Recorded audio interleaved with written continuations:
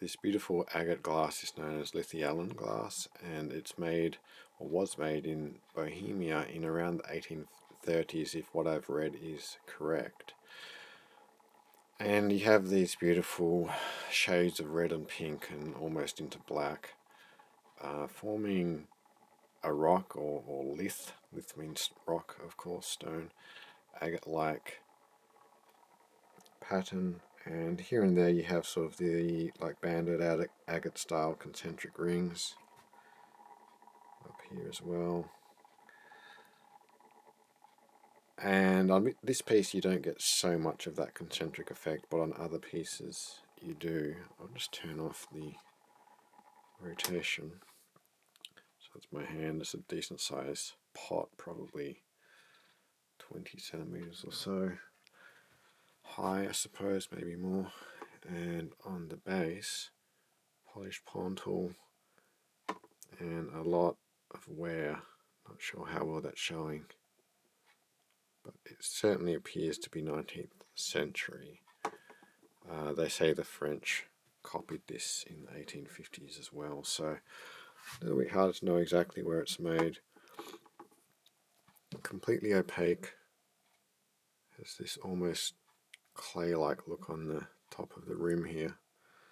I've just given it a quick wash so it's got water inside, but this is one of the rarer types of antique glass. I've only ever found this one piece. They tend to sell for at least hundreds of dollars. Some people are asking close to $2,000 for something of this size.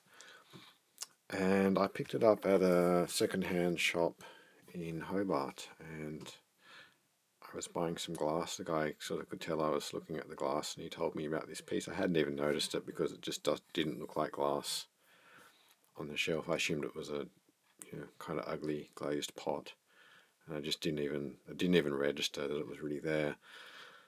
That's what happens when you've got your eye in for something specific. So he drew my attention to it. It was $10. I couldn't believe my luck.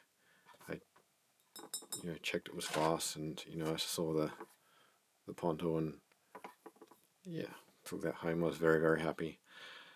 And that was several years ago. It wouldn't have been worth as much then, but the market for the really, really good antique glass has certainly improved. And I just feel like I want to get something out of it. I've kind of underappreciated it a bit. I used to find it a bit too, I don't know, I've never really liked the brick red colour. I used to think it was kind of brown, but it's actually not. It is an interesting, collection of shades. I think I like it more now. I'm paying a bit more attention to it. But in the event that I do move this piece on, I thought it would just be nice to make a video and share with you what this stuff is. I owned this for probably 4 years. Well, it might have been 2 years, I forget, but it felt like a long time before I identified it. And I just randomly found another piece online without even looking. And I thought, oh, that's the same as the one I have in terms of the type of glass. So there you have it. Lithyalin glass. Yes, I think I've got that right. And almost 200 years old, probably, maybe not quite. Very hard to find, and I feel like somehow coming up with a term for the video so that people can search for. I was using the wrong search terms, like just agate glass or something, but that's what it is. I suspect there are a decent number of people who own such pieces and they don't know what the right term is. Anyway, a wonderful piece. I also just had a quick look online. There are little, smaller little pots and a perfume bottle and little things that they made. Some of it has a bit of a greeny yellow colour as well, but this seems to be the main colour. And agate glass is one of my favourite types of glass. there are some nicer colours that came much later, but this is the first agate glass as far as I'm aware. So there you have it.